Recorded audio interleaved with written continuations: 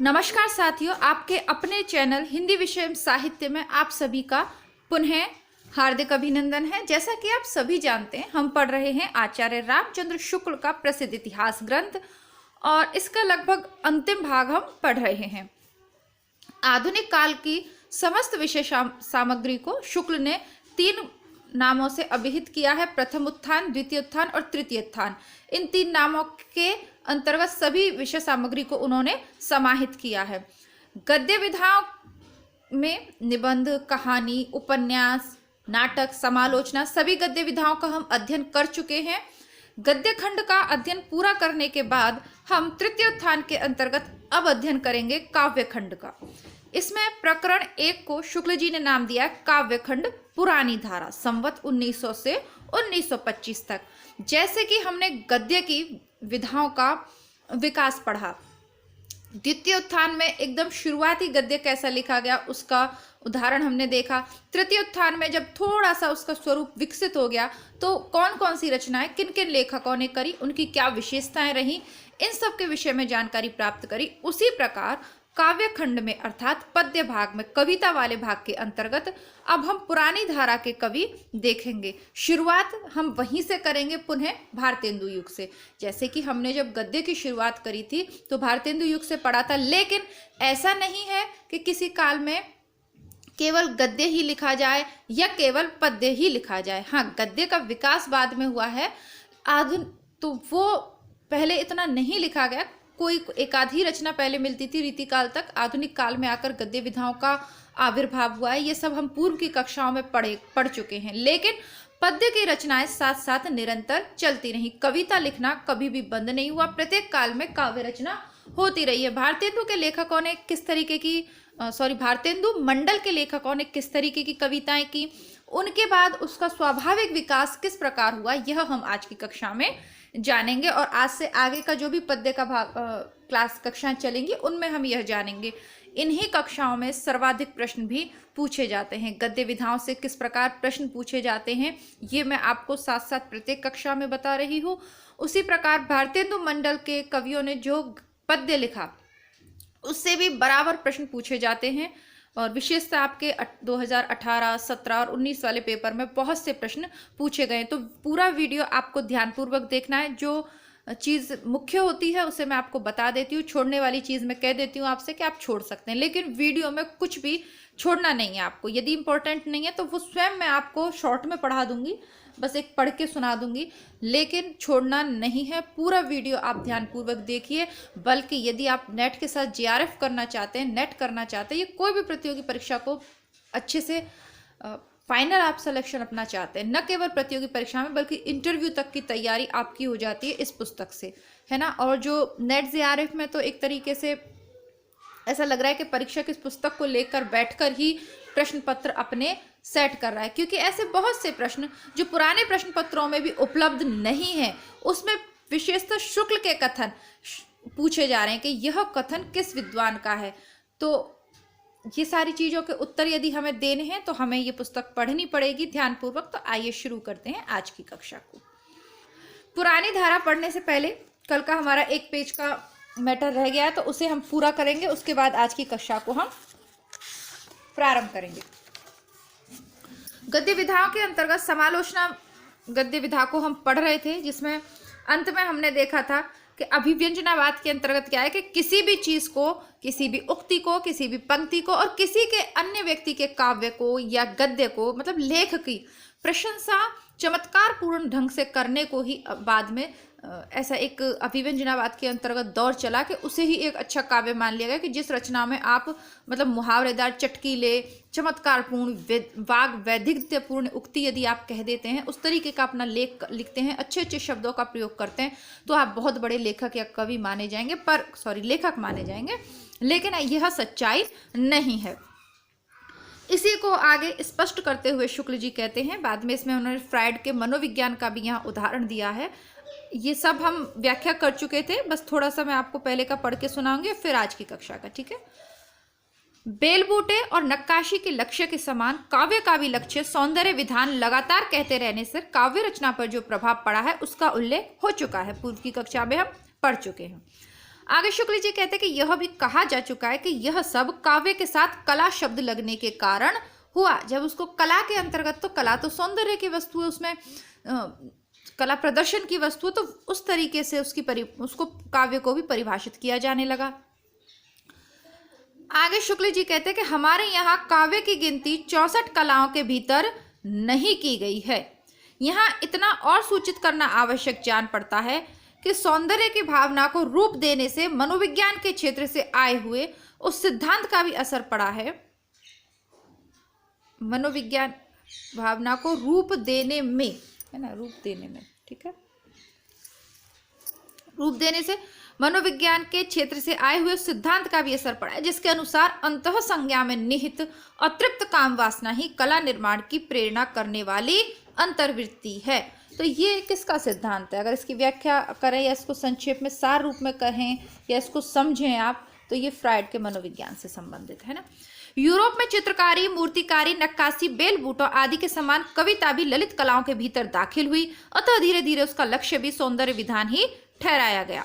जबकि यह सौंदर्य भावना काम वासना द्वारा प्रेरित ठहराई गई, तब पुरुष कवि के लिए यह स्वाभाविक ही ठहरा कि उसका सारी सौंदर्य भावना स्त्रीमय हो, अर्थात प्रकृति के अपार क्षेत्र में जो कुछ सुंदर दिखाई पड़े उसकी भावना स्त्री के रूप में सौंदर्य के भिन्न भिन्न अंग लेकर ही की जाए। तो शुक्ल जी छायावाद के कवियों की प्रशंसा तो करते हैं, लेकिन वो ये मानते थे कि छायावाद जो अपने हिंदी साहित्य में पनपा है उसमें यूरोप का जो बहुत कुछ योगदान है, यूरोप की तर्ज पे वो हिंदी साहित्य में आया है। छायावाद के अंतर्गत ये जो कह रहे हैं ना, उसका स्पष्ट लक्ष्य छायावाद ही है। भले ही उन्होंने यहाँ पे फ्रायड का नाम ना लिया हो, भले ही छायावाद का नाम ना लिया हो, लेकिन जब आगे की लाइनें आप पढ़ोगे तो स्पष्ट हो जाएगा। जयशंकर प्रसाद या पंत की जब हम रचनाएं पढ़ते हैं तो प्रकृति को है ना उषा घटनागरी, है ना, खगकुल कुल कुल सा बोल रहा, किस लय का आंचल डोल रहा, लो यह लत का भी भरलाई, मधुर सरस रस गागुरी है, ये है ना। तो पूरी प्रकृति को स्त्रीमय देखो, संध्या सुंदरी उतर रही है धीरे धीरे, है ना, सखी नील नभस्तर से निकला नग, है ना।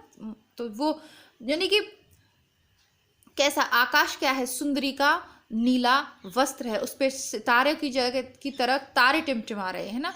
ये सब पूरी प्रकृति उनको एक स्त्री की तरह देखा है किसने? छायावादी कवियों ने। विशेषतः बात करूँ तो मैं प्रसाद की, है ना, क्योंकि कामायनी पड़ी हुई है तो उसी के बहुत सारे उदाहरण इस समय मन मस्तिष्क में आ रहे हैं।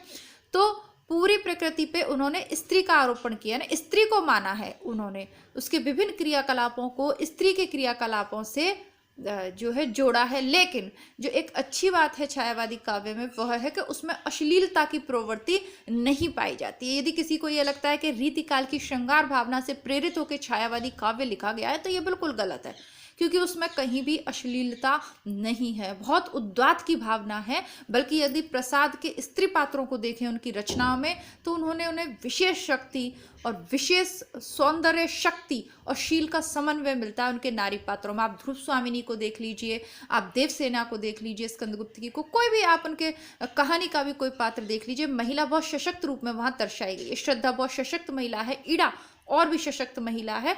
तो रीतिकाल का प्रभाव तो नहीं है इन पर, लेकिन शुक्ल जी मानते हैं कि यूरोप का प्रभाव इन कवियों पे है।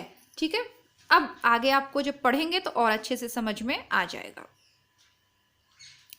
अरुणोदय की छटा का अनुभव कामनी के कपोलों पर दौड़ी हुई लज्जा की ललाई लाकर किया जाए, राका रजनी की सुषमा का अनुभव सुंदरी के उज्जवल वस्त्र या शुभ्र हास द्वारा किया जाए। आकाश में फैली हुई कादम्बनी तब तक सुंदरी ना लगे तब तक उस पर स्त्री के मुक्त कुंतल का आरोप ना हो।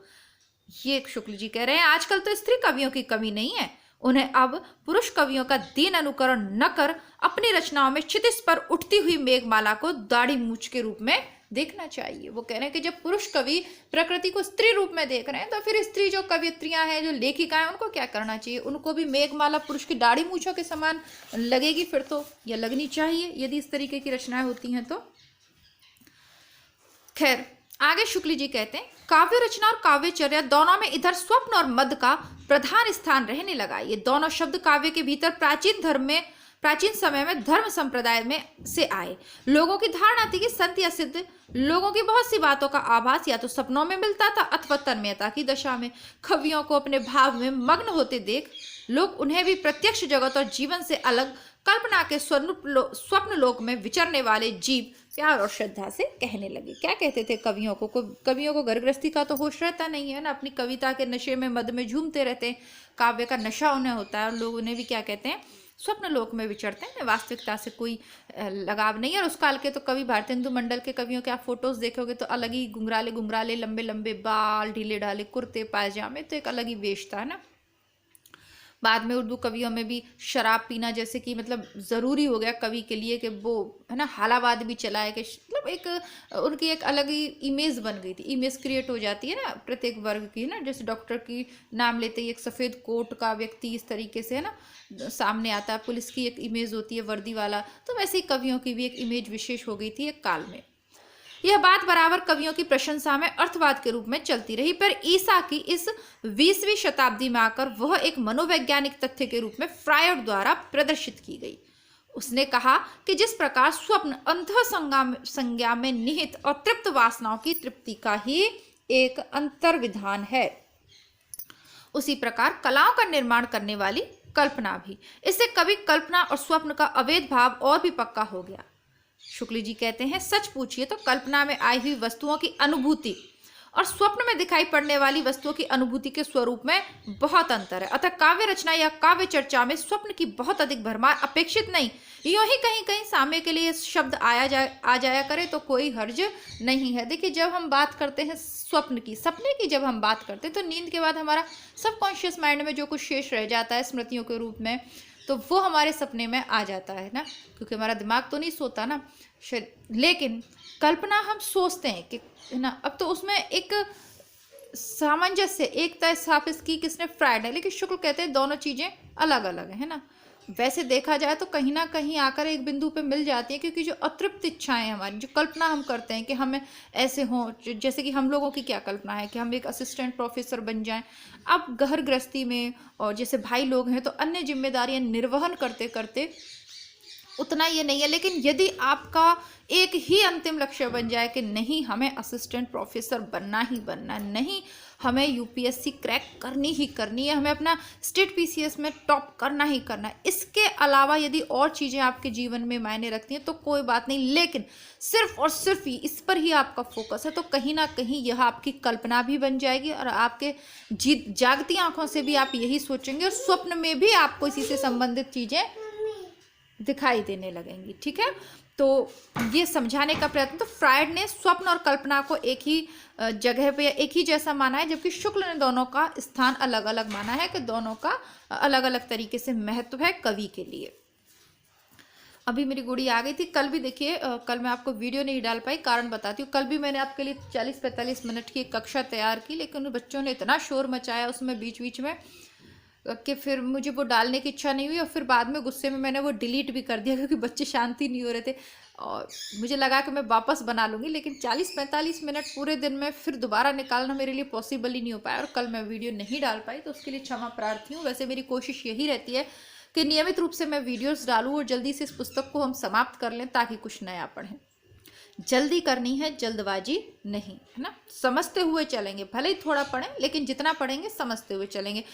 जो विद्यार्थी नए हैं चैनल पे और चैनल को सब्सक्राइब करना भूल जाते हैं आप लोग, तो रेड कलर से देख लीजिए कहीं आपका सब्सक्राइब जहाँ लिखा हुआ है तो वो रेड कलर से अगर लिखा हुआ है तो जल्दी से उसे दबाइए, उसको सब्सक्राइब कर दीजिए, घंटी वाला बटन दबाइए और उसमें भी ऑल वाला ऑप्शन आप प्रेस करें ताकि डेली नोटिफिकेशन आपको सबसे पहले मिले। ठीक है, बाकी अगर वीडियोस आपको अच्छे लग रहे हैं, आपको लग रहा है कि ये पुस्तक आपके पास होनी चाहिए या आपको पढ़नी चाहिए मेरे साथ या हम सब के साथ, क्योंकि और भी बहुत से लोग पढ़ रहे हैं, हम सब साथ में ही पढ़ रहे हैं, तो प्लीज़ अपने मित्रों तक इन वीडियोस को शेयर करें।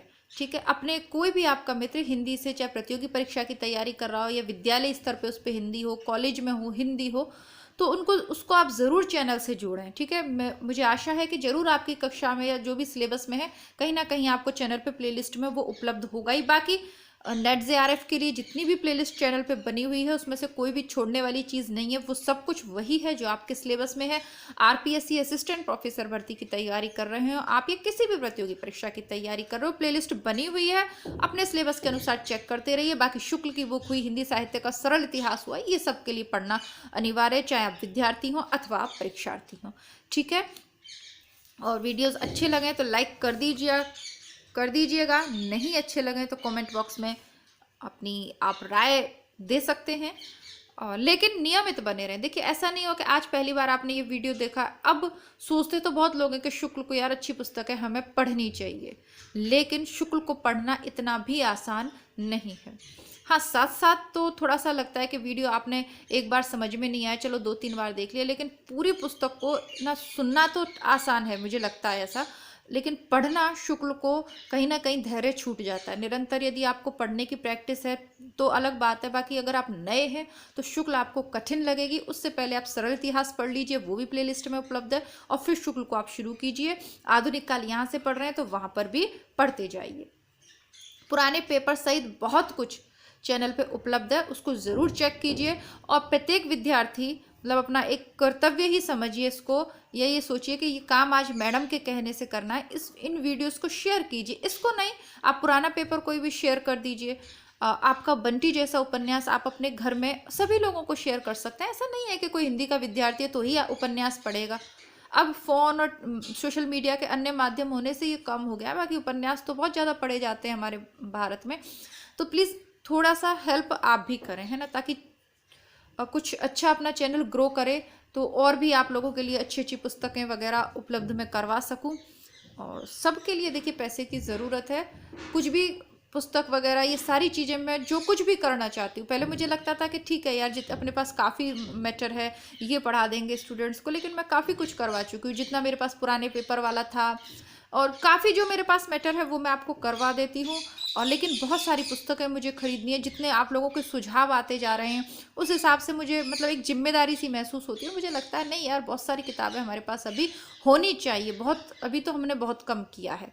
तो ठीक है, आप लोग सहयोग करें अपने मित्रों को, जितने भी लोग इस वीडियोस को देख रहे हैं अगर शेयर करते हैं आप 2 से 3 मित्रों को, तो मुझे लगता है कि जल्दी ही हम अपना लक्ष्य प्राप्त कर लेंगे। अब आते हैं कक्षा पे, बहुत सारी बातें हो गई, बातें बहुत ज़रूरी हैं, नहीं तो आप थोड़ा सा बोर हो जाएंगे, है ना। अब शुक्ल जी कहते हैं, मद और मादकता लीजिए, काव्य क्षेत्र में इसका चलन फारस में बहुत पहले से अनुमित होता है। यद्यपि इस्लाम के पूर्व का वहां का सारा साहित्य नष्ट कर दिया गया, उसका एक चिट भी कहीं नहीं मिलता, पर शायरी में मद और प्याले की रूढ़ी बनी रही, जिसको सूफियों ने लेकर और भी बढ़ाया। सूफी शायर दीन दुनिया से अलग प्रेम मद में मतवाले आजाद जीव माने जाते थे। धीरे धीरे कवियों के संबंध में भी मतवालेपन और फक्कड़पन की भावना वहां जड़ पकड़ती गई और वहां से हिंदुस्तान में आई। यूरोप में गेटे और वर्ड्सवर्थ के समय तक मतवालेपन और फक्कड़पन की इस भावना का कवि और काव्य के साथ कोई नित्य संबंध नहीं समझा जाता था। जर्मन कवि गेटे बहुत ही व्यवहार कुशल राजनीतिज्ञ था। इसी प्रकार वर्ड्सवर्थ भी लोक व्यवहार से अलग एक रिंद नहीं माना जाता था। एक खास ढंग का फक्कड़पन और मतवालापन बायरन और की शैली में भी दिखाई पड़ा, जिसकी चर्चा यूरोप ही तक न रहकर अंग्रेजी साहित्य के साथ साथ हिंदुस्तान तक पहुंची। इस मतवालेपन और फक्कड़पन की जो भावना पहले से फारसी साहित्य के प्रभाव में बंधती आ रही थी, वह और भी पक्की हो गई, है ना। हलाबाद है इस तरीके का, और भी काव्य लिखा गया। भारत में मतवालेपन या फक्कड़पन की भावना अघोरपंथ आदि कुछ संप्रदायों में तथा सिद्ध बनाने वाले कुछ साधुओं में से ही चलती आ रही थी। कवियों के संबंध में इसकी चर्चा नहीं थी। यहाँ तो कवि के लिए लोक व्यवहार से कुशल होना आवश्यक माना जाता था। कवि के लिए क्या है, लोक व्यवहार से कुशल होना आवश्यक माना जाता है भारतीय साहित्य में। राजशेखर ने काव्य मीमांसा में कवि के जो लक्षण कहे उससे यह बात स्पष्ट हो जाएगी। यह ठीक है कि राजशेखर ने राजसभाओं में बैठने वाले दरबारी कवियों का स्वरूप का वर्णन किया, पर वह स्वरूप एक विलासी दरबारी का है, मुक्त हृदय स्वच्छंद कवि का नहीं। पर वाल्मीकि से लेकर भवभूति और पंडित राज जगन्नाथ तथा चंद से लेकर ठाकुर और पद्माकर तक कोई मद से झूमने वाला लोक व्यवहार के अनभिज्ञ बेपरवाह पकड़ नहीं माना गया। यानी भारतीय साहित्य में जब तक यूरोप का प्रभाव नहीं पड़ा, पाश्चात्य साहित्य का प्रभाव नहीं पड़ा, तब तक हमारे यहाँ ऐसे उदाहरण देखने को नहीं मिलते कि इस तरीके से कोई कवि मद में मस्त रहता, फक्र उनके लोक व्यवहार माना जाता था। मैंने आपको एक निबंध पढ़ाया है, चेक कर लीजिएगा, काव्य में लोक मंगल की साधना अवस्था। तो शुक्ल जी ने उस कवि को ही अधिक महत्व दिया है जिसका काव्य जीवन के लिए, लोक के लिए, समाज के लिए कुछ उपयोगी हो, उससे देखकर कुछ प्रेरणा ग्रहण कर रही जा रही हो, या किसी समस्या का समाधान हो रहा हो, या कुछ अच्छा दिखाई दे रहा हो काव्य, तो उसको ही, उस लेखन उस विषय सामग्री को ही शुक्ल ने श्रेष्ठ माना है। तुलसी को वो इसीलिए बहुत ज़्यादा महत्व देते हैं, तुलसी को, सूर को, के कहीं ना कहीं उनसे समाज को एक अच्छी दिशा मिलती है, एक आदर्श उन्होंने समाज के समक्ष प्रस्तुत किया समन्वय के रूप में भी। तो अब पहले के जो थे उनको लोक व्यवहार का अच्छा ज्ञान था, उनके में नीति के दोहे हैं और पर्वों का वर्णन है, बदलती ऋतुओं का वर्णन है, तीज त्योहार, माता पिता पुत्र सबके संबंधों का मतलब काफ़ी अच्छा वर्णन है। केवल कल्पना के लोक में विचरने वाली रचना पहले के साहित्य में आपको देखने को नहीं मिलेगी। आधुनिक काल में यूरोप के प्रभाव से ये सारी चीज़ें आ ही जाएंगी। ठीक है।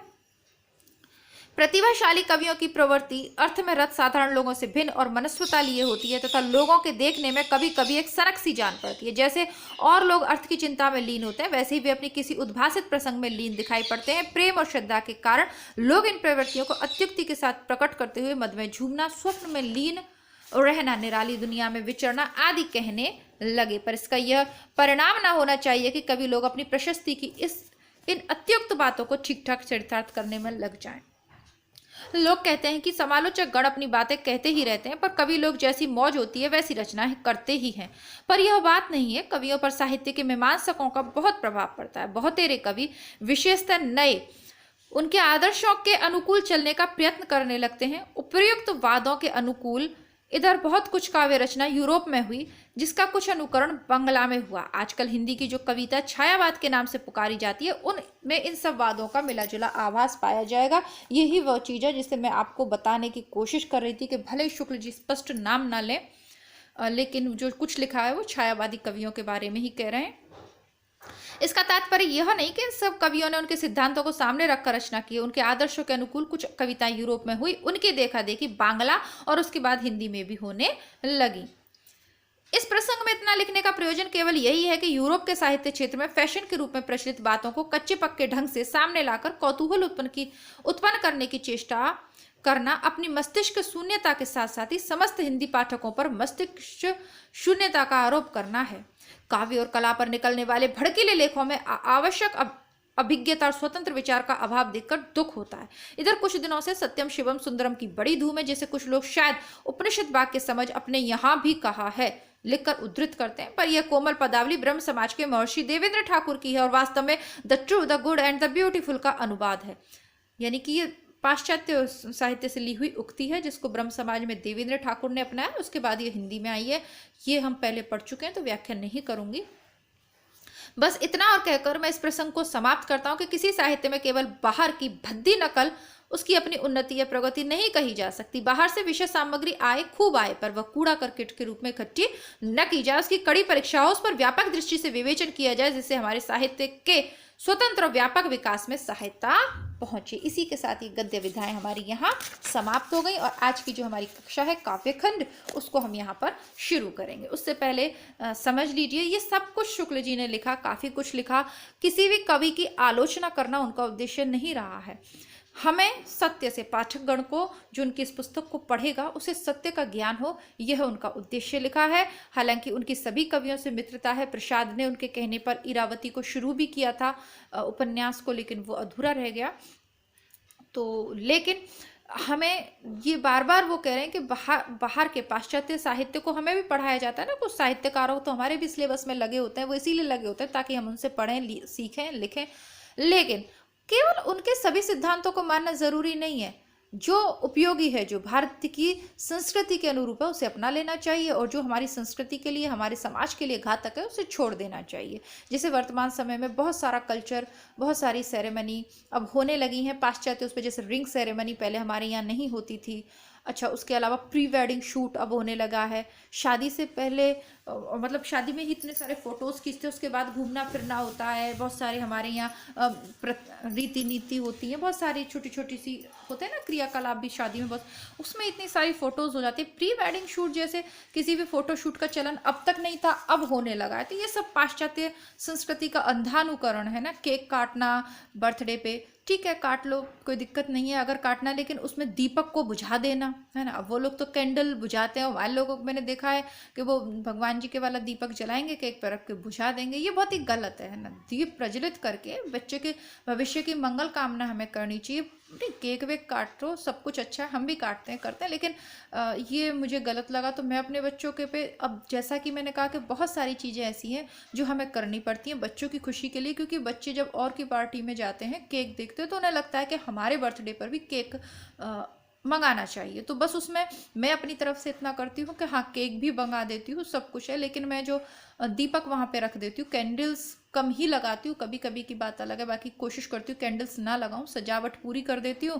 केक भी उनके पसंद का मंगवा देती हूँ और उसमें कैंडल्स की जगह दीपक रख देती हूँ और उसे मना कर देती हूँ कि ये बुझाना नहीं है, केक काटो, केक खिलाओ, वो भी एक मिठाई की तरह, कोई दिक्कत नहीं है, लेकिन दीपक बुझाने की ये संस्कृति हमारी नहीं है। तो ये छोटी छोटी सी चीज़ें हैं। अगर हम साहित्य को पढ़ रहे हैं, अपने यहाँ पे समय दे रहे हैं, तो सिर्फ इसलिए नहीं पढ़ना है हमें कि हमें एक नौकरी करनी है, नहीं, इंजॉय करिए इसे, है ना, सीखिए, कुछ अच्छा अच्छा सीखिए, अच्छी अच्छी बातें सीखिए। बताइए, कभी ऐसा होता है कि आप किसी की मंगल कामना करें और बुझा दें दीप? उनकी संस्कृति अलग होगी। ये बिल्कुल वैसा ही है जैसे कि चाय का बनाने का बताऊं मैं, वो लोग गर्म पानी रखते हैं एक केचली में, एक केचली में गर्म दूध रखते हैं, अलग से शुगर रखते हैं, केवल चाय पत्ती को और पानी को उबालते हैं। अब हम लोगों के क्या है, चाय पत्ती डाली, पानी डाला, अदरक, दूध, चीनी सब डाल के घंटों उस चाय को उबाल के पीते हैं, वो बहुत हानिकारक है। दूध, चीनी और चाय पत्ती तीनों का जो कॉम्बिनेशन होता है वो धीमे जहर के जैसा काम करता है। अब हम लोग चाय पीने की होड़ करें, अच्छी बात है, कुछ अच्छी संस्कृति सीख रहे हैं, लेकिन फिर उसकी पूरी प्रोसेस भी तो फॉलो करिए। ऐसा तो नहीं करते कि हम अलग से गर्म दूध डाल रहे हैं, ऐसा नहीं करते। और उसको तो वो धीमा जहर, यानी कि चीज को पूरा देखे समझे बिना केवल अंधानुकरण करना गलत है। तो सही तरीका चाय का यही है कि आप चाय पत्ती, पानी, अदरक, जो कुछ भी मसाला डालना है उसको खूब बॉयल करिए, लेकिन जब चीनी डाल दें उसके बाद दूध डाल के बहुत ज़्यादा बॉयल उसे नहीं करना चाहिए, ठीक है। तो ये मुझे पता था क्योंकि वो एक आध ऐसी वीडियोस देखते रहती हूँ मैं इधर उधर, तो वो पढ़ा भी था कहीं, तो ये जानकारी आपके साथ शेयर की, क्योंकि अब आप लोग भी दोस्त हैं ना, तो थोड़ी बहुत इधर उधर की भी होनी चाहिए। एक उदाहरण के रूप में समझना है कि जब भी हम बाहर से कोई चीज़ सीखें तो उसको लॉजिकली, है ना, उसको वैज्ञानिक तरीके से पूरा, उसको केवल अंधानुकरण ना करें। जो हमारे समाज के लिए, हमारे स्वास्थ्य के लिए, हमारे परिवार के लिए अच्छा है, बस वो पॉजिटिव सकारात्मक भाव को लीजिए, नेगेटिविटी छोड़ दीजिए, ठीक है। आइए शुरू करते हैं।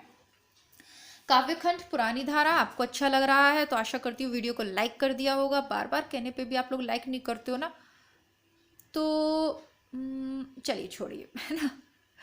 पुरानी धारा को शुरू करते हैं। गद्य के आविर्भाव और विकास काल से लेकर अब तक कविता की वह परंपरा भी चलती आ रही है जिसका वर्णन भक्ति काल और रीति काल के भीतर हुआ है। भक्ति भाव के भजनों, राजवंश के ऐतिहासिक चरित्र काव्यों, अलंकार और नायिका भेद के ग्रंथों तथा श्रृंगार और वीररस के कवित्व, सवैयों और दोहों की रचना बराबर होती आ रही है। नगरों के अतिरिक्त हमारे ग्रामों में भी न जाने कितने बहुत अच्छे कवि पुरानी परिपाटी के मिलेंगे। ब्रजभाषा काव्य की परंपरा गुजरात से लेकर बिहार तक और कुमायूं गढ़वाल से लेकर दक्षिण भारत की सीमा तक बराबर चलती आई है। कश्मीर के किसी ग्राम के रहने वाले ब्रजभाषा के कवि का परिचय हमें जम्मू में किसी महाशय ने दिया था, शायद उनके एक दो सवैये भी सुनाए थे। भारतेंदु काल में क्या हुआ, गद्य की भाषा तो खड़ी बोली हो गई, लेकिन कविता की भाषा बराबर ब्रज ही बनी रही। ये बात आपको ध्यान रखनी है। स्थापना और तर्क के प्रश्नों में इस तरीके से घुमा फिरा के पूछ लिया जाता है। गढ़वाल के प्रसिद्ध चित्रकार भोलाराम ब्रजभाषा के बहुत अच्छे कवि थे, जिन्होंने अपने गढ़ राजवंश काव्य में गढ़वाल के 52 राजाओं का वर्णन दोहा चौपाइयों में किया है। अब देखिए, इसमें ये जो शुरुआती कवि और रचना है, इनकी कवि और रचना में पढ़ के सुना देती हूँ। इसमें इतना इंपॉर्टेंट कुछ है नहीं कि मैं पूरा आपको पढ़ के सुना, इसको हम स्किप करेंगे और आगे बढ़ जाएंगे भारतेंदु मंडल के कवियों पे। ये बिल्कुल वैसा ही है जैसे भारतेंदु मंडल के गद्य पे आने से पहले कुछ हमने परिचय प्राप्त किया था, तो ये लगभग वैसा ही है। इसको नहीं पूरा मैं नहीं पढ़ के सुनाऊंगी आपको, ठीक है। मैं इसे पढ़ चुकी हूँ, इसमें ऐसा कुछ है नहीं जो मैं आपको सुनाऊं। फिर भी पहला जो कवि लिया है शुक्ल ने पद्य के अंतर्गत, वो सेवक लिया है। ये ठाकुर कवि के पौत्र थे। कवि सेवक बूढ़े भय तो कहा पे हनोज है मनोज ही के कुछ बूढ़े रसिक अब तक कहते सुनते आए हैं। ब्रजभाषा के अच्छी कवि थे। नायिका भेद का एक ग्रंथ लिखा था। महाराज रघुराज सिंह रीवा नरेश राजसी ठाटबाट था। इन्होंने राम स्वयंवर के अतिरिक्त रुक्मणी परिणय, अष्टायाम इत्यादि इनके बहुत अच्छे से ग्रंथ इन्होंने लिखे हैं। तीसरे कवि लिए हैं सरदार। ये काशी नरेश महाराज ईश्वर प्रसाद नारायण सिंह के आश्रित थे। बिहारी सस्सी पे उन्होंने टीका लिखी है। बाबा रघुनाथ दास राम स्नेही अयोध्या के एक साधु थे। विश्राम सागर नामक एक महान ग्रंथ लिखा है।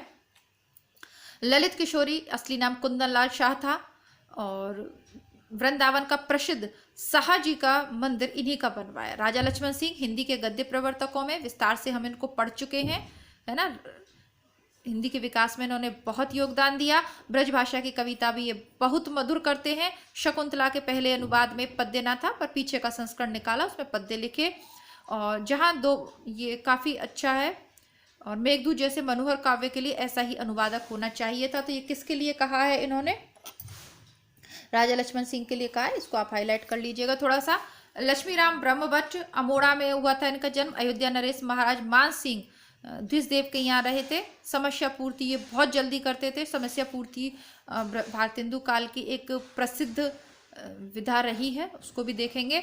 गोविंद गिल्ला भाई, गुजराती में ब्रजभाषा की कविता का बहुत प्रचार हुआ था, तो ये वहां से थे। काफी अच्छा लिखा। समस्या पूर्ति, प्रदीप, वक्रोक्ति, विनोद, ये काफी लिखा।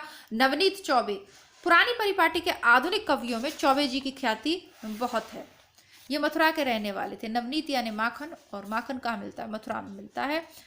अब शुक्ल जी कहते हैं कि यहाँ तक संक्षेप में उन कवियों का उल्लेख हुआ जिन्होंने केवल पुरानी परिपाटी पर कविता की है। इसके आगे उन लोगों का समय आता है जिन्होंने एक ओर तो हिंदी साहित्य की नवीन गति के प्रवर्तन में योग दिया, दूसरी ओर पुरानी परिपाटी की कविता के साथ भी अपना पूरा संबंध बनाए रखा। ऐसे लोगों में भारतेंदु हरिश्चंद्र, प्रताप नारायण मिश्र, बद्री नारायण चौधरी, जगन मोहन, अंबिका दत्त व्यास और बाबू रामकृष्ण वर्मा मुख्य हैं। यानी भारतेंदु मंडल के कवि आ गए हैं पुनः। अब ध्यानपूर्वक पढ़ेंगे और कुछ भी छोड़ेंगे नहीं। अब देखिए, ये चीज स्थापना और तर्क की बात हो या गद्यांशों की बात हो या थोड़ी सी गहरी वाली बात, गहराई से समझने वाली बात यह है कि इन्होंने हिंदी साहित्य की नवीन गति के प्रवर्तन में योग दिया। इन्होंने नवीन को तो अपनाया, उसमें योग दिया। किस प्रकार से? गद्य विधाओं का विकास भारतेंदु काल में हुआ। तो जो नए तरीके की कविता थी वो तो इन्होंने लिखी ही, उसको तो इन्होंने विकास किया, लेकिन पूरे पुरानी परिपाटी के साथ भी अपना पूरा संबंध रखा। यानी खड़ी बोली को तो अपनाया ही, लेकिन ब्रजभाषा को छोड़ नहीं दिया है। कविता का माध्यम क्या बनी रही? ब्रजभाषा बनी रही। अपनी संस्कृति को नहीं छोड़ा है इन्होंने। अच्छा जो है उसको ग्रहण तो किया है, लेकिन अपनी पुरानी संस्कृति को नहीं छोड़ा है ये लोग। आधुनिक काल और प्राचीन काल, जो रीति काल है, थोड़ा सा पुराना जो समय था, उसकी समय सीमा पर खड़े हुए लेखक है ना। पुरानी धारा के अन्य कवि 10वें कवि के रूप में भारतेंदु हरिश्चंद्र को सम्मिलित किया है शुक्ल जी ने, पर हमारे लिए ये पहले प्रमुख कवि हैं। भारतेंदु जी ने जिस समय हिंदी गद्य की भाषा भारतेंदु जी ने जिस प्रकार हिंदी गद्य की भाषा का परिष्कार किया, उसी प्रकार काव्य की ब्रजभाषा का भी। ये लाइनें आप रट लीजिए, याद कर लीजिए, बारंबार पूछी जाती हैं। शुक्ल की प्रसिद्ध पंक्तियां हैं यह। उन्होंने देखा कि बहुत से शब्द जिन्हें बोलचाल से उठे हुए कई सौ वर्ष हो गए, कवित्व और सवैयों में बराबर लाए जाते हैं। इसके कारण कविता जनसाधारण की भाषा से दूर पड़ती जाती है।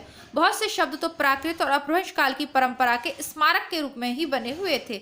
चक्का, भुवाल, ठायो, दिह, ऊनो, ल्योय आदि के कारण बहुत से लोग ब्रजभाषा की कविता से किनारा खींचने लगे थे। दूसरा दोष जो बढ़ते बढ़ते बहुत हद तक पहुंच गया था, वह शब्दों के तोड़ मरोड़ और गणंत के शब्दों का प्रयोग था। उन्होंने ऐसे शब्दों को भरसक अपनी कविता से दूर रखा और रसीले सवैयों में जहां तक हो सका बोलचाल की ब्रजभाषा का व्यवहार किया। इसी से उनके जीवन काल में उनके सवैये चारों ओर फैल गए, है ना। तो वो बेकार के जो मनगढ़ंत शब्द है उनका प्रयोग इन्होंने नहीं किया, और न ही शब्दों की जोड़ तोड़ या तोड़ मड़ोड़ का इन्होंने प्रयास किया। किसने? भारतेंदु जी ने। अब दूसरे प्रमुख कौन है? अंबिका दत्त व्यास। ठीक है, ध्यानपूर्वक सुनेंगे आप बिल्कुल।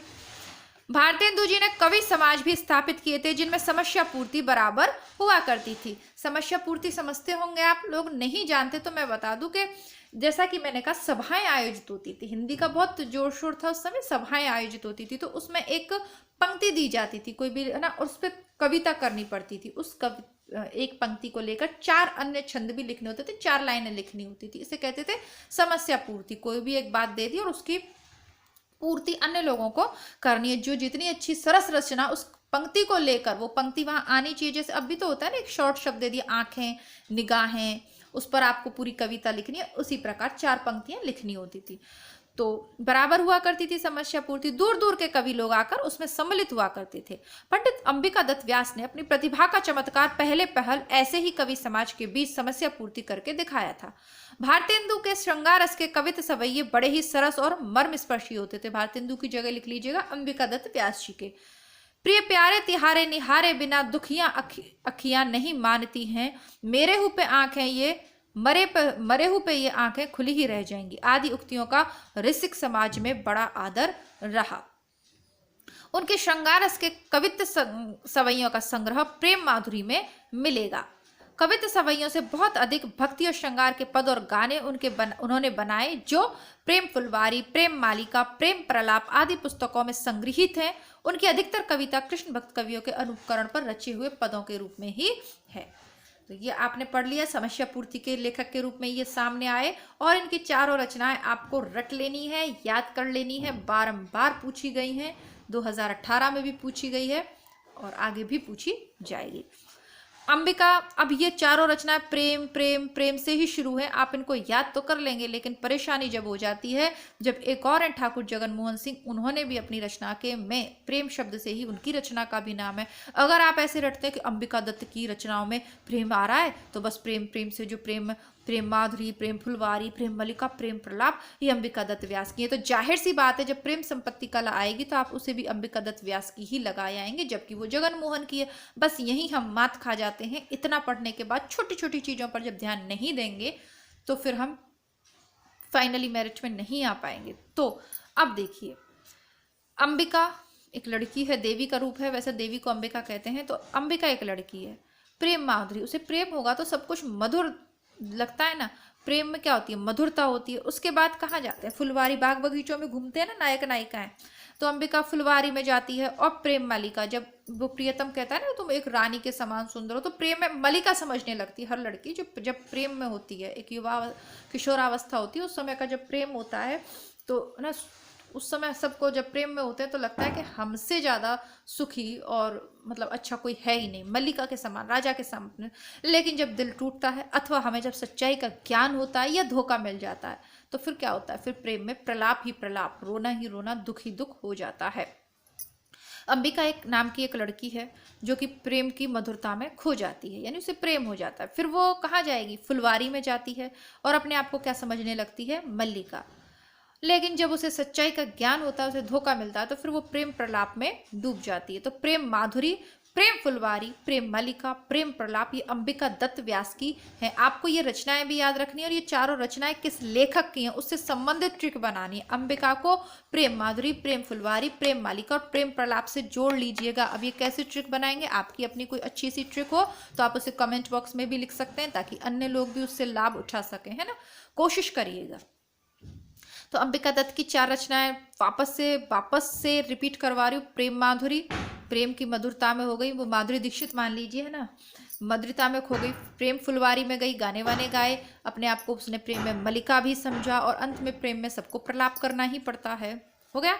आगे बढ़ते हैं प्रताप नारायण मिश्र पे।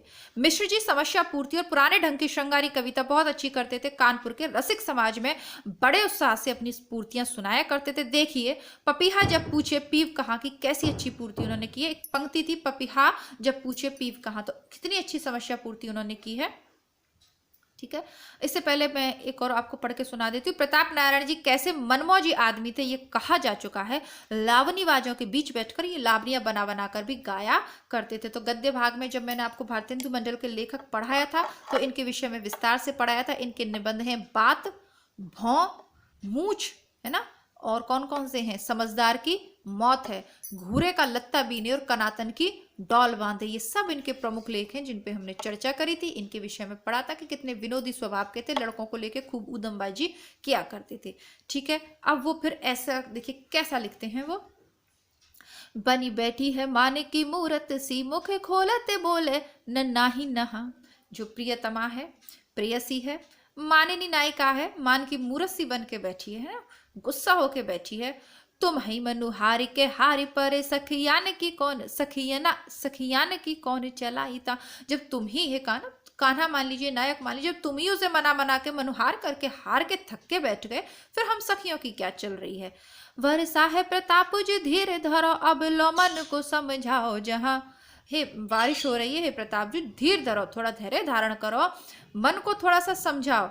यह ब्यार तब बदलेगी कछु, पपीहा जब पूछे पीव कहाँ, है ना। तो जब बसंत का मौसम होता है, सावन का मौसम होता है, फागुन का मौसम, जब पपीहा पूछेगा ना कि तेरे प्रियतम कहाँ हैं, तब उसे तुम्हारी याद आएगी, तब यह ब्यार बदलेगी, ये हवा बदलेगी। ब्यार यानी होता है हवा। जब ये हवा बदलेगी ना तब जाकर वो अपने इस हट को छोड़ेगी, तब जाके उसको तुम्हारी याद आएगी, या कह लीजिए तुम्हारा महत्व पता चलेगा, या उसका ध्यान भंग होगा, या उसमें मतलब जो भी है वेदना जगेगी वही है। दोबारा से देखते हैं। बनी बैठी है मान की मूरत सी, मुख खोलत बोले न नाही नहा, तुम ही मनुहार के हार पर, सखियन की कौन चलाई तहाँ, वर्षा है प्रतापु जी धीर धरो, अब लो मन को समझायो जहाँ, यह ब्यार तब बदलेगी कछु, पपीहा जब पूछे है पीव कहाँ।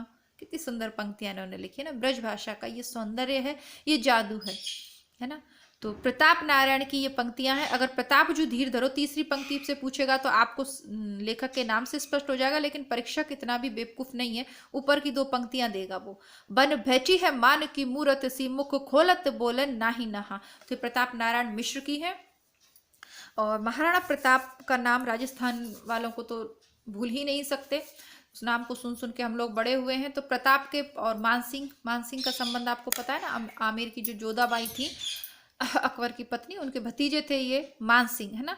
तो प्रताप और मान उस तरीके से भी आप लगा सकते हैं, हालांकि मैंने इस तरीके से ही लगाया। वैसे तो पढ़ते पढ़ते जैसे अब 1-2 बार पढ़ लिया तो वैसे भी समझ में आ गया, लेकिन जब याद नहीं था तो इसी तरीके से इन पंक्तियों को मैंने लगा रहा था कि जब प्रताप की ये बैठी है मान शब्द जहाँ आए तो ये प्रताप का ही, ये वाली जो पंक्तियां ये प्रताप की हैं, क्योंकि इन कवियों की पंक्तियां सर्वाधिक पूछी जाती हैं, तो फिर कंफ्यूजन ना हो इसलिए इस तरीके की है। ठीक है। आगे बद्री नारायण चौधरी प्रेमघन का है। प्रेमघन जी भी इस प्रकार की पुरानी कविता करते थे। चर्चा चलवे की चलाइए ना को लेकर बना हुआ अनुप्रासपूर्ण सवैया। देखिए अब ये पूछा जा सकता है कि पपीहा जब पूछे पीव कहाँ, इसकी समस्या पूर्ति में ये पंक्ति किसने लिखी। चर्चा चलवे की चलाइए ना, इसकी समस्या पूर्ति में पंक्ति किसने लिखी, पूछी जा सकती है, नहीं बल्कि पूछी गई है और आगे भी पूछी जाएगी। 8 जुलाई 2018 के पेपर में जो पंक्ति पूछी गई है वो मैं आपको पढ़ के सुना देती हूँ। बगियान बसंत बसेरो कियो, बस ये ते ही त्याग तपाइए ना। बगियों में बसंत ने बसेरा किया है। कितना अनुप्रास की छटा है ना। ब सभी में, उसमें भी है, पपीहा पूछे पीव में भी है। तो बगियों में बसंत ने बसेरा किया है। अब बसंत की ऋतु आ गई है बागों में। बसिए ते ही त्याग तपाइए ना, वहां बसिए, त्याग के तप में मत तपाइए, उसका उपभोग कीजिए। ये तप का समय नहीं है, बागों में तो बसंत आ गया है, बहार फैली हुई है चारों तरफ, और आप तप की बातें ना कीजिए, त्याग की बात ना कीजिए। दिन काम कौतूहल के जो बने, दिन बीच वियोग बुलाइए ना। ये जो काम कौतूहल के दिन बने हैं, जो प्रिय से मिलन का समय आया है, उसके बीच में वियोग नहीं बुलाइए, आप दूर होने की बात नहीं कीजिए। घन प्रेम बढ़ाए के प्रेम अहो विथावारी वृथा वरसाइए ना। घन प्रेम, घन यानी होता है बादल, तो घन प्रेम या प्रेम घन इनका शॉर्ट नेम भी है, उसी को उन्होंने लिखा है थोड़ा सा। घन प्रेम, प्रेम के बादल छा रहे हैं, ऐसे के बीच में बेकार वाले बारिश मत कीजिए। विथावारी, ये जो दुख वाली बारिश है उसको मत बुलाइए जब प्रेम के बादल घनघोर बरसने को हो रहे हैं। यानी प्रेम का जब समय है, जब मिलन का समय है, हर्षोल्लास का समय है, प्रकृति में चारों ओर बाहर छा रही है, ऐसे समय पर आप विपरीत बात ना कीजिए।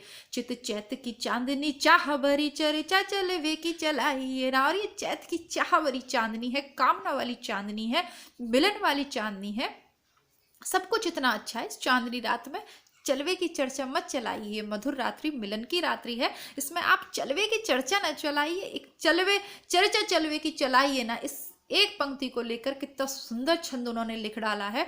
इसको पुनः पढ़ते हैं। 8 जुलाई, जैसा कि मैंने कहा था कि आपको ये घन प्रेम वाली पंक्ति वो बिल्कुल नहीं देगा, इससे तो आप हाल बता देंगे कि ये प्रेम घन का है। वो देगा ऊपर की 2 पंक्तियां, और दी हैं आगे भी देगा। चलिए पुनः पढ़ लेते हैं फटाफट से। आशा करती हूँ अच्छा लग रहा होगा ना आपको, है ना। प्रेम की जब बात होती है ना तो हृदय कलिका खिल जाती है ना।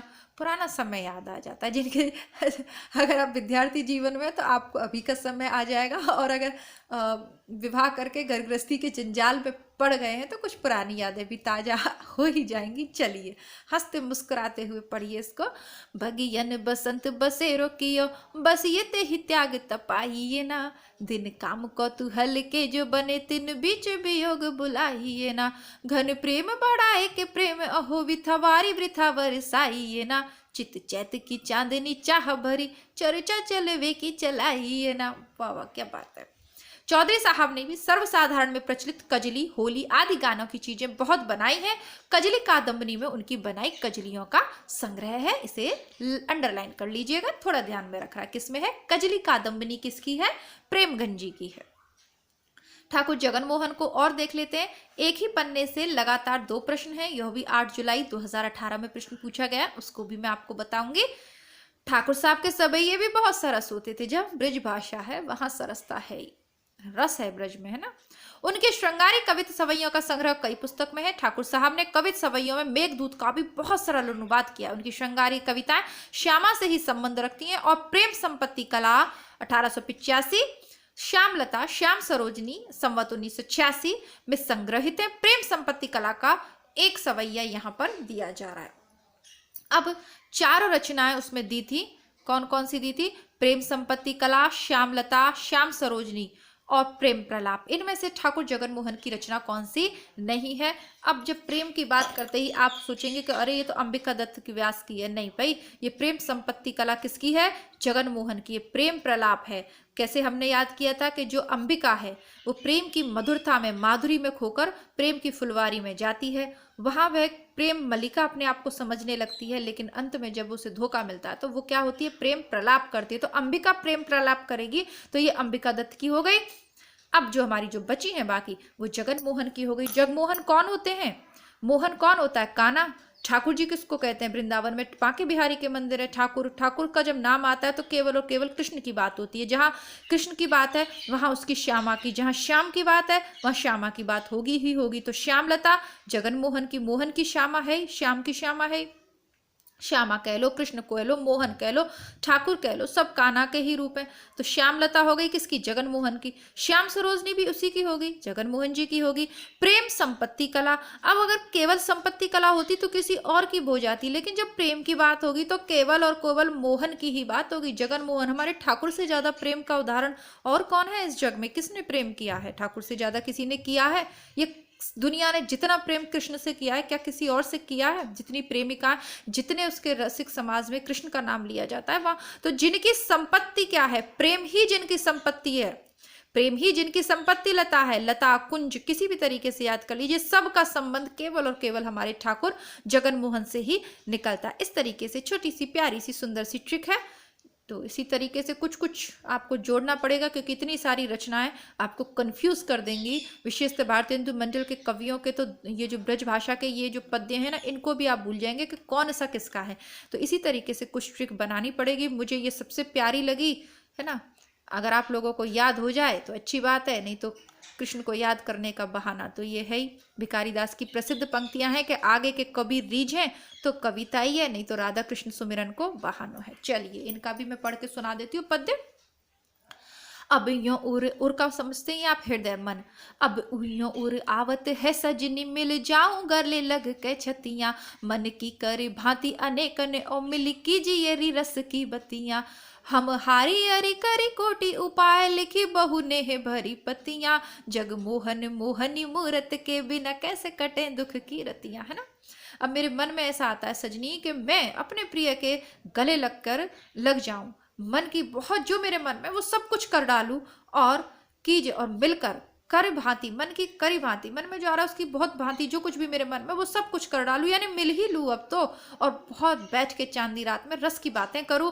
हम हार, अरे हम कोट उपाय करके सखी मैं हार गई। बहुत सी मैंने स्नेह भरी पतियां भी लिखी, लेकिन वो मुझे मिलता नहीं है। इसीलिए अब मुझे क्या लग रहा है कि इन सबसे काम नहीं चलेगा, मुझे स्वयं ही मिलना पड़ेगा। भाव यही है, जगन मोहन की मोहनी मूरत के बिना, उस ईश्वर की मोहनी मूरत के बिना, देखे बिना अब दुख की रातें नहीं कट सकती। जगमोहन कृष्णा को कह लो, या इनका स्वयं का नाम भी आता है और भाव इसका कृष्ण से भी है। उसी हिसाब से, इस भाव के हिसाब से मैंने बता दिया। अपने नाम को भी इन्होंने कृष्ण के रूप में प्रयुक्त किया और अपना नाम भी दे दिया और कृष्ण का सुमिरन भी कर लिया। दोनों काम कर दिए हैं, तो हम ट्रिक भी ऐसी ही बनाएंगे, है ना। जगन मोहन की कौन सी होंगी? जब श्यामलता और श्याम सरोजनी जगन मोहन की होगी, प्रेम संपत्ति केवल जगन मोहन की हो सकती है। इस तरीके से तीनों रचनाएं याद कर लेंगे हम, ठीक है। और अब देखिए कक्षा थोड़ी सी लंबी हो गई है, इसको यहीं समाप्त करेंगे। बाकी के जो कवि हैं उनको कल पढ़ेंगे, थोड़ा थोड़ा पढ़ेंगे। जितना मैंने आपको पढ़ा है, इसको वीडियो को आप मेरे साथ सुन ही रहे हैं, पुनः बंद कीजिए, पुनः दोबारा से इसको धैर्य पूर्वक पढ़ते हुए चलिएगा। मैं फिर आपसे कह रही हूँ, आधुनिक काल में इतने सारे प्रश्न यहाँ से पूछे जाते हैं, बहुत छोटे छोटी सी चीज़ें हैं, इसमें छोड़ने वाली कोई चीज़ है नहीं। और मैं बार बार समझा ही सकती हूँ। बाकी जो विद्यार्थी इस तरीके से पढ़ रहे हैं उनको लाभ भी हो रहा है, आपके कमेंट भी आ रहे हैं। और मेरी एक नई शुरुआत थी, जिस तरीके से नेट जेआरएफ में इस बार रिजल्ट रहा है और आप लोगों के कमेंट्स आए, मैं बहुत उत्साहित हूँ आगे अपनी तैयारी को लेकर, आप लोगों की तैयारी को लेकर। तो मिलती हूँ कल, इसके आगे बढ़ाएंगे। तब तक के लिए नमस्कार, धन्यवाद, जय हिंद। वीडियोस को शेयर करना बिल्कुल भी ना भूलें, ठीक है, बाय बाय।